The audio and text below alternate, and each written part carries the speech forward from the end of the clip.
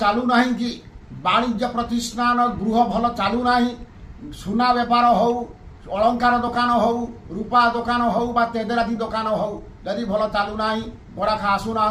गराक फेरी जाउछंती आपण लाभवान होना ताहले गोटे सरल प्रयोग करंतु शुक्ल पक्ष गुरुवार संध्या समय रे आपण ठाकुर घरे लाल कपड़ा खंडे पकांतु 10टी कौड़ी 10टी हलदी खंड आकु रखंतु व्यापार वर्धक जंत्र गोटे आनी रखंतु पंचामृत गंगाजल पद्मफूल एवं धूप दीप फलमूल नैवेद्य आकु सब रखंतु पंचामृत जंत्र शोधन करंतु गंगाजल रे स्नान करंतु चंदन सिंदूर दियंतु जंत्र प्राण प्रतिष्ठा करंतु प्राण प्रतिष्ठा कर सारा पर पंचोपचार रे पूजा करंतु पद्मफूल समर्पण करंतु धनदात्री लक्ष्मी की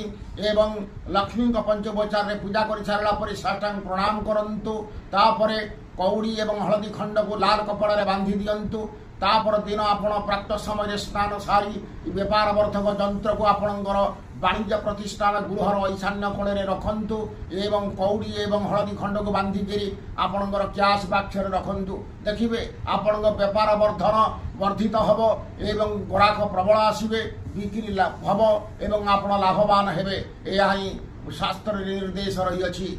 नमस्कार। जय जगन्नाथ। जय माता।